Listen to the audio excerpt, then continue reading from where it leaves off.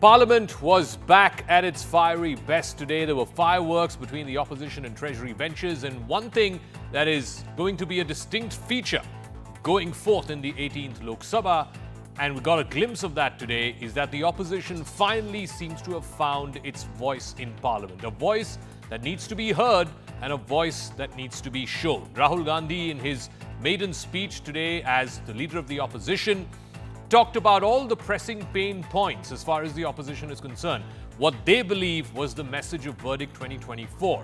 Whether it was NEET and students who were facing pain because of NEET, whether it was Agniveer, whether it was the locals in Ayodhya who voted the BJP out and sent an SP candidate as their member of parliament, or about women and women reeling from inflation, and of course, the pain point of Manipur.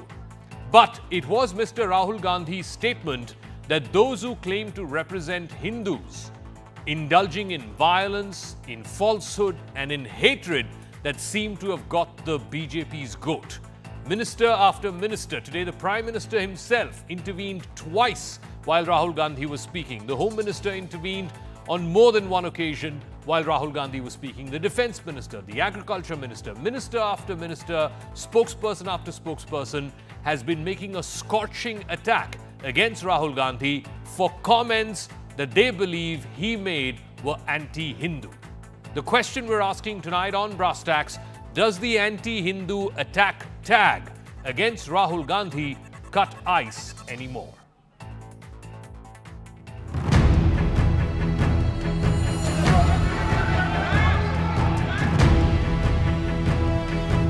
जो लोग अपने आप को हिंदू कहते हैं वो 24 घंटा हिंसा हिंसा हिंसा, नफरत नफरत नफरत। ये विषय बहुत गंभीर है। पूरे हिंदू समाज को हिंसक कहना ये गंभीर विषय है। हिंसा की भावना को किसी धर्म के साथ जोड़ना और इस सदन में और संवैधानिक पद पर बैठे हुए व्यक्ति ने, मैं मानता हूं मान्यवर, उन्होंने इसकी माफी मांगनी चाहिए।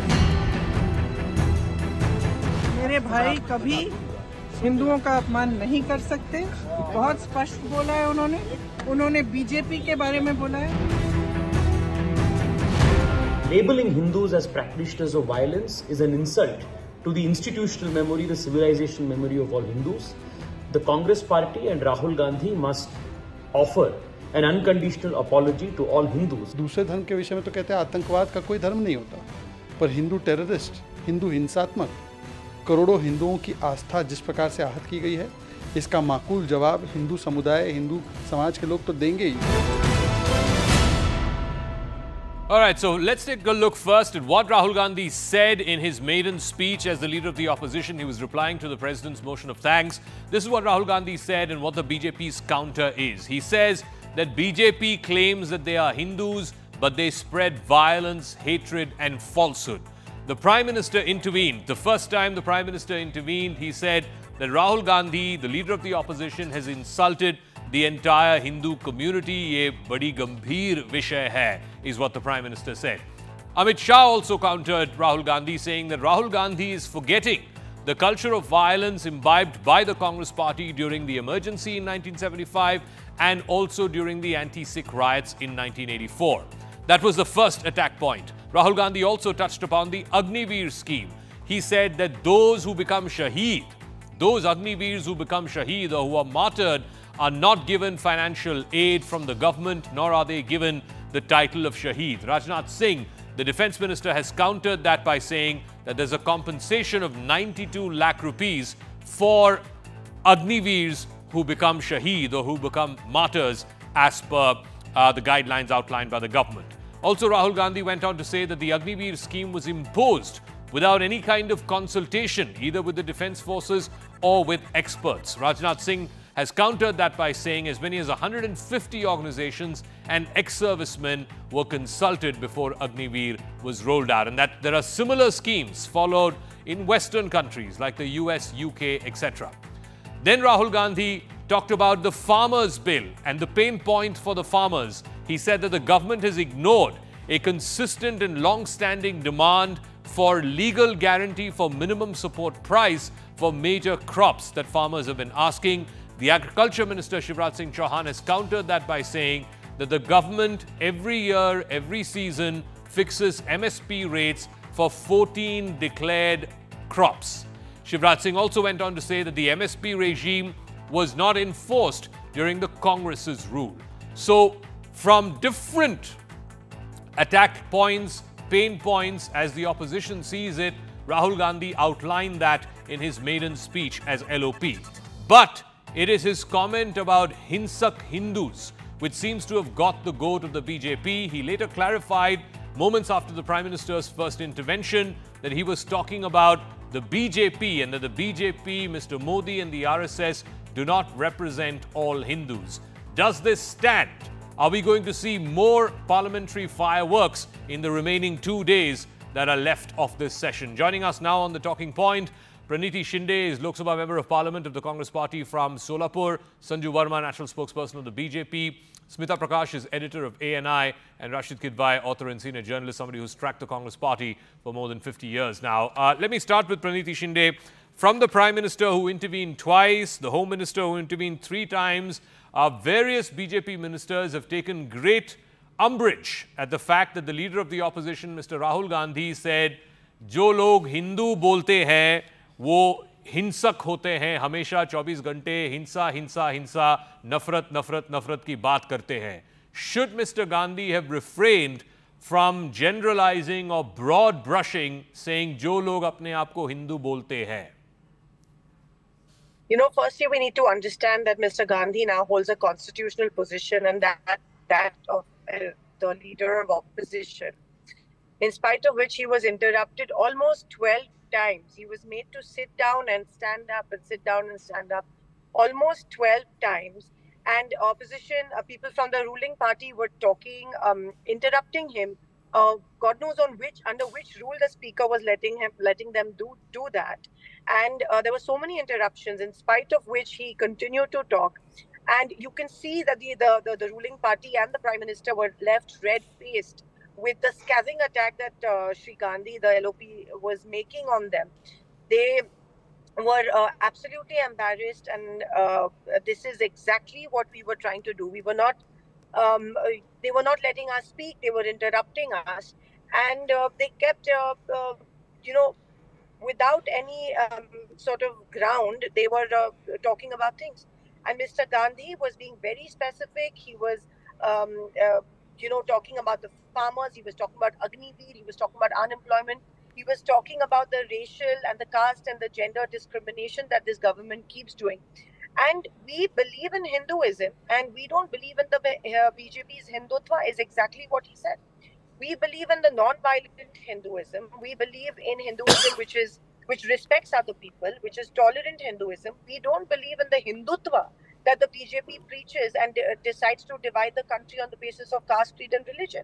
Okay, so Sanju Verma, respond to that. He also quickly clarified after the Prime Minister's first intervention, saying BJP सारे हिंदू नहीं होते, नरेंद्र मोदी या RSS सारे हिंदू नहीं हो सकते हैं, saying that you folks are no custodians or repositories of all Hindus. You know, Zaka, I agree that Rahul Gandhi now, by virtue of being the leader of opposition, holds a constitutional post. So one would have imagined that he would behave more responsibly. He would show some modicum of restraint, some modicum of patience, some modicum of decorum, which is expected of the LOP on the floor of the House. But sorry to say, we saw none of that. It was vintage Rahul. झूठ बोलो, लगातार बोलो, बार-बार बोलो, और यदि कोई ना माने तो और जोर कर चीख कर झूठ बोलो. But unfortunately, झूठ के पांव नहीं होते. So the limited point that I first want to make is this. Rahul Gandhi has this habit of doing a volte fast, of engaging in topsy-turvydom. I remember a few months back he said, Shakti ko main nahi manta. The moment people said Shakti means Durga, Kali, Saraswati, Lakshmi. Oh, I did not mean Shakti in the context of Hinduism. He went abroad and he said that there is good Hinduism and bad Hinduism. I was actually talking about Hindutva, which is very different from Hinduism. He brought in this false analogy between Hindutva and Hinduism to deride Hinduism. I want to ask Rahul Gandhi one question. As a civilian, not as the national spokesperson of the BJP, आप में हिम्मत है to ever call out the bluff of somebody who says Allahu Akbar and गला रेत दिया था कन्हैया लाल का राजस्थान में, अल्लाहू अकबर बोलकर गला रेत दिया था महाराष्ट्र में उमेश कोले का, अल्लाहू अकबर बोलकर चार्ली हेब्डो हुआ, अल्लाहू अकबर बोलकर the Mecca Medina bombings happened, अल्लाहू अकबर बोलकर the Orlando night club bombing happened, अल्लाहू अकबर बोलकर the bombings in Sweden and Manchester happened. But I never see Rahul Gandhi ever giving us bhashan about good Islam and bad Islam, about good Christianity and bad Christianity, about good Buddhism and bad Buddhism, about good Jainism and bad Jainism. मतलब सारा का सारा जो आपका ज्ञान है वो हिंदुओं के लिए है.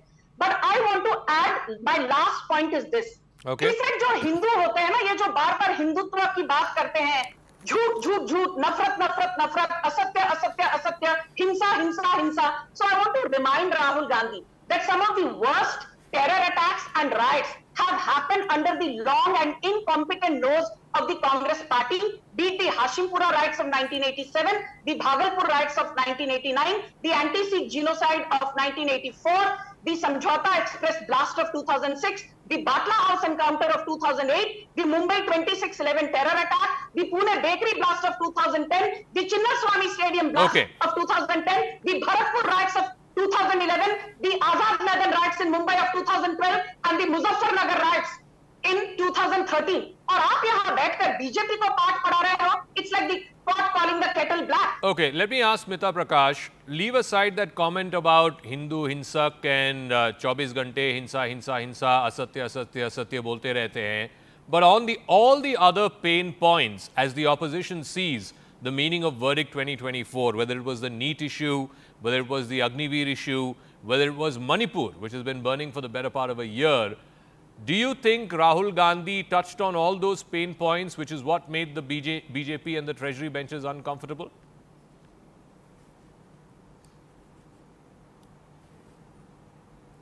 Two different points.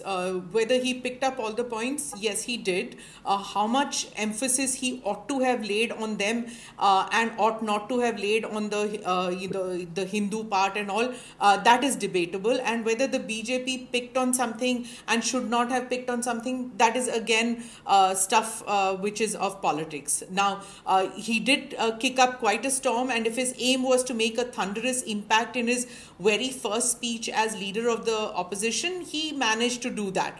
It was almost a repeat of his speeches which he did during the Bharat Jodo Yatra and during his election speeches. The fact that his speech was checked for facts almost 5 or 6 times, I think. There was Amit Shah, there was Rajnath Singh, Shivraj Chauhan, Kiran Rijiju, Bhupendra Yadav, and Dharmendra Pradhan, I think, if I'm not mistaken. They all got up. I mean, even in social media, you had Rajya Sabha cabinet ministers, Jaishankar and Nirmala Sitharaman, who rebutted Rahul Gandhi. It's probably the BJP now, it's hitting them hard that, that they have to give space to the Congress and its allies, because there's a heavy contingent in the opposition. They will have more speaking time. They'll have to learn to be more agile than they have been in the past 5 years. I'm talking about the BJP. They still looked a bit shell-shocked today. They allowed the front benchers to take the lead in rebutting the Congress party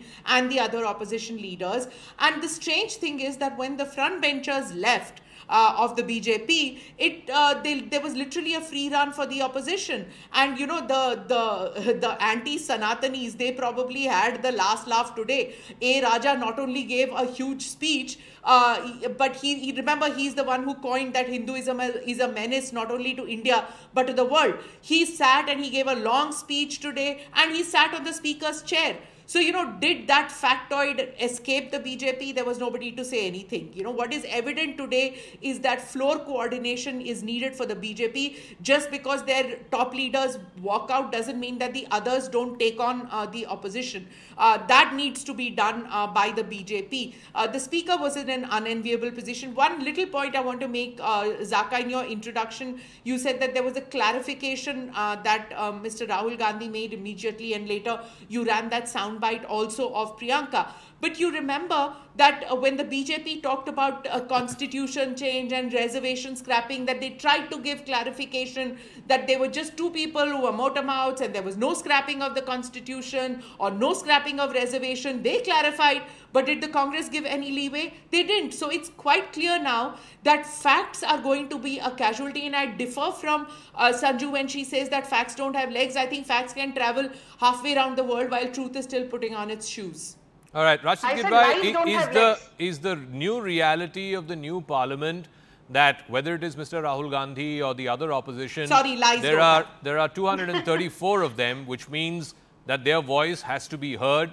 Sometimes their voice might be uncomfortable to the Treasury benches. Sometimes, as Sanju Verma and Smita Prakash have been saying, it could be not necessarily fully factual. It could be propaganda. It could be, you know, slightly off the truth, etc. But this is the reality that that you have to live in the 18th Lok Sabha, that the opposition is going to have as much of a voice as the Treasury benches.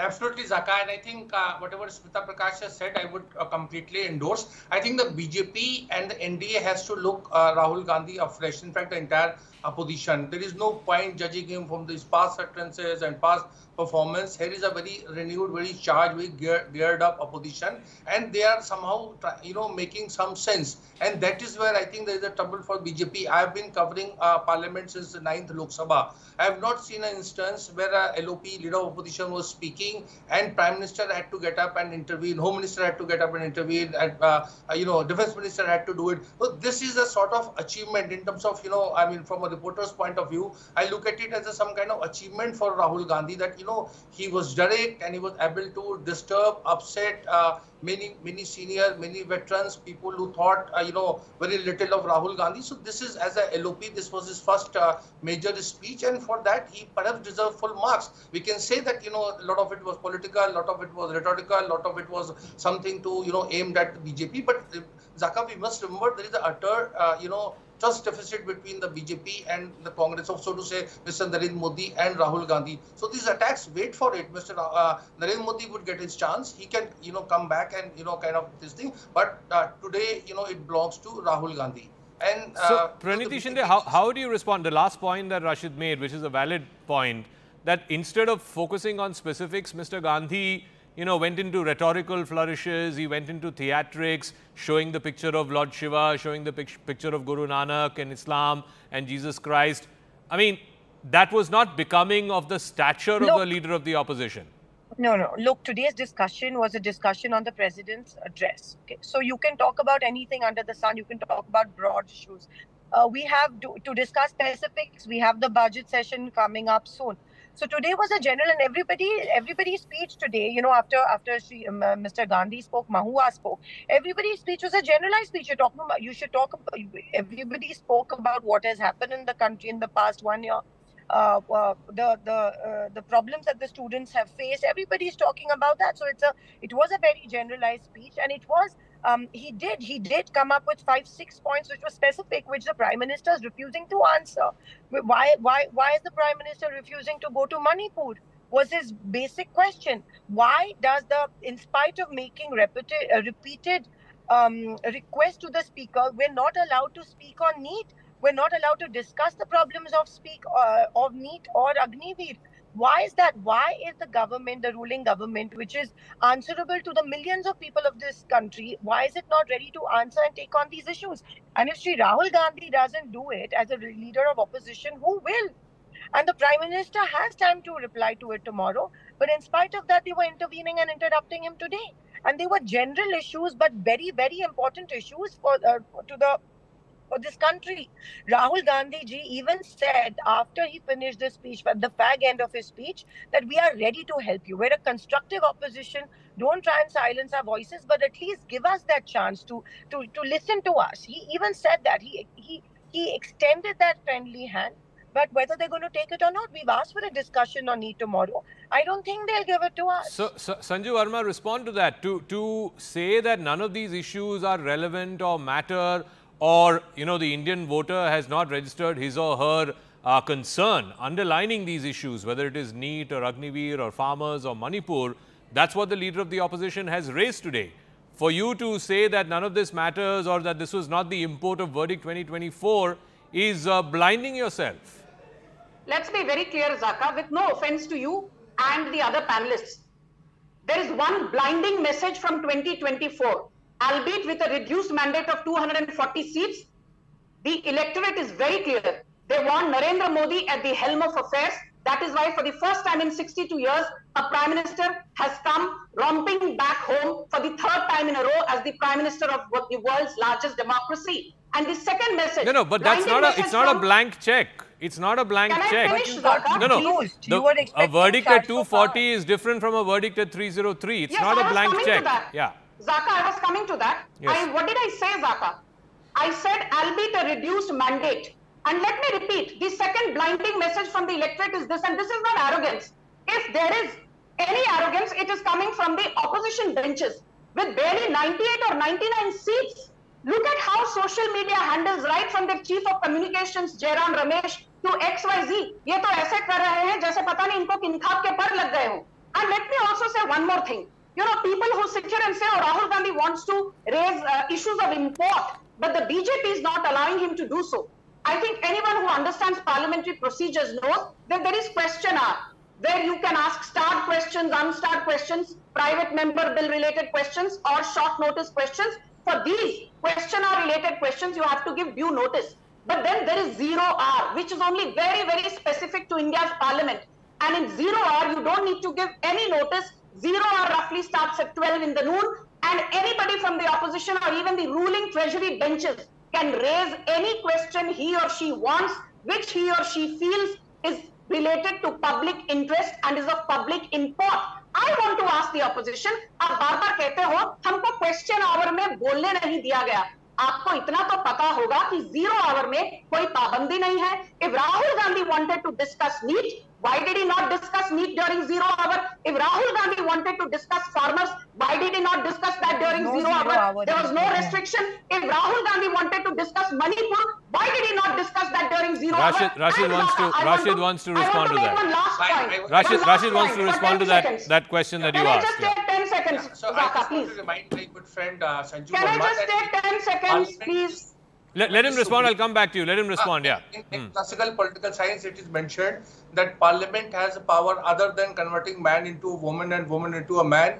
Parliament has powers to do anything and everything. So rules and all are there. It's done by the parliament. And so in parliament, anything can be discussed. So it is not, what I'm saying is it is not a prisoner of rules and procedures. So this should be, understood. Again, the BJP is committing the same mistake. Perhaps they had what Smita Prakash was saying about speaker. Perhaps they should have found some more, a better speaker in the sense who are more hands-on, who are more agile, who had a more, greater sense of humor or something like that to negotiate these things. Because this is going to be, it's not just today. It's going to be there, Zaka. This is going to be there for the remainder of the 18th Lok Sabha. Yeah, Sanju Verma, yeah. My limited point is this. For way too long, Rahul Gandhi has engaged in shoot and scoot politics, and today was vintage Rahul doing no better despite holding a constitutional position. I will once again, with no offense, ask Mr. Kidwai if indeed NEET, if indeed Manipur, if indeed unemployment, which you keep blabbering about, if indeed inflation, which you keep blabbering about, आपको यदि रत्ती भर भी जनता के बारे में आप सोचते हो और जनादेश को लेकर आपके मन में कोई क्वेश्चंस हैं, आपके मन में सवाल हैं, why is 0 hour not being used by the opposition to ensure that healthy discussions are held? That is my limited point. Ms. Shinde wants to respond, yeah. There was no 0 hour mentioned in the order of the day, madam. And that's why we need to ask the speaker and the treasury benches as to why there was no 0 hour mentioned in the order of the day. We asked for an adjournment motion. You call these issues, you're sidelining these issues by trivializing them. We asked for an adjournment motion on NEET, which was not granted to us. This is such an important issue, and you want to reduce it to 0 hour when 0 hour was not even granted in the order of the day, nor was it granted yesterday, nor was it granted today. We wanted an adjournment motion. We asked for a separate day for a discussion on NEET. The opposition leader respectfully asked the speaker, which was denied. And then he was interrupted so many times. You are trivializing these issues by saying that they should be brought up into 0 hour. Okay. How many times did you bring up the emergency? How many times did you bring up the emergency? And what about the undeclared emergency because of which you were reduced from Okay. your charge She's for technically Bali wrong. down to a mere 230. Sanju Verma, just give me 1 second. bring I up want to bring that in. I want to bring in emergency, Smita but what about Prakash the because undeclared emergency this going on in this the country? episode of NEET and the opposition wanting a discussion, the government reluctant to it, so on and so forth, and the speaker not granting that extra day, is illustrative of what is going to come, of what lies ahead in the 18th Lok Sabha, Smita Prakash, because this just shows that whenever the opposition raises an issue and it says it wants a discussion, if the government is seen as not conceding to it, then it becomes like the government is not paying attention to the people and people's issues. And anyone on this panel will agree that NEET is an important and a pressing issue.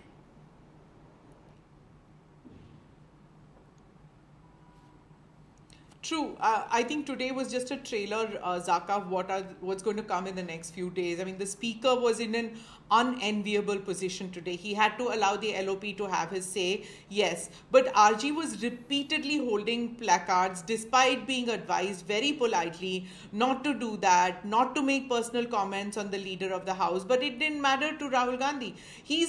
Why doesn't it matter to Rahul Gandhi now? It's not even his fault, I feel. He's become just immune to rebuke and the incessant mocking that the BJP has done. So he doesn't care anymore. He's gone beyond it and he wears it like a badge of honor. So he's going to continue with that trend even as leader of the opposition. He made the comments on Agniveer and on NEET and other topics, but the drama involving Daro Mat slogans, which included that placards, as I said, on Indic religions and on Islam, that overshadowed everything. Now what's going to happen is that there are going to be behind the scenes meetings today, I'm sure, in which the BJP is going to talk about how they should do flow management, what they should do, whether they should also do cluster bombing on the opposition, just like the opposition did today on them, because really today the BJP looked shell-shocked. Their usual, people who jump onto their feet and yell down the opposition, that wasn't there at all. I think 5 years of having brute majority where they could do just what they want has made them easy. And today was something that was a wake-up call, that if this continues, that even though the opposition has lesser numbers, they are going to have the narrative on their hands. So I think there is going to be some kind of discussions behind the scenes, if I might say, about how they're going to continue with the way forward, especially during the budget session, which is certainly going to be noisier than what you saw today. Sanju Verma, has the BJP and 10 years of single party rule made your flow managers complacent? With no offense to Smita, she's entitled to her opinion. But I completely disagree. I think if one thing BJP is not, it is being complacent. And certainly not after a reduced mandate. And I have no qualms in admitting that, Zaka. I've been on a zillion shows post the 4th of June, and I've said it hurts that we've got only 240 when we were talking about 370 standalone. I mean, if you lie on that, you're fooling yourself and nobody else. But at the same time, the opposition jumping up and down, all this excitement, this hyperbole, I don't quite get that. And I want to say one thing, the Congress analyst was wrong. 0 hour does not find a mention as a term in rules of procedure of the Lok Sabha. 0 hour does not find a mention in the constitution. But 0 hour is a convention which is specific only to the Indian Parliament, and you don't need to list 0 hour in the day's proceedings. That is the beauty of 0 hour. Madam, as a member of Parliament, you should know that you can raise a question during 0 hour which starts at 12 noon. If you do not know this basic thing about parliamentary procedures, how are you going to stand there on behalf of the people who've elected you from Maharashtra? You don't even know that you don't need to have 0 hour listed. You don't need to have 0 hour listed. You can use 0 hour to your advantage to make the ruling party accountable. Unfortunately, you are a member of Parliament who does not even know the importance of 0 hour, and you're sitting and giving me bhashan. I'll give Rashid. Man has been a 3-term MLA. The speaker didn't grant us. Whatever it is, then all the more reason for you to understand parliamentary nuances. No, one second. Let me pull away. Let me pull away and give Rashid the final word. Rashid, tomorrow the Prime Minister is going to speak. Clearly, the gauntlet has been thrown down at him by Rahul Gandhi. Now, you can say some of it was theatric, some of it was rhetorical flourish, some of it was not necessarily factually accurate.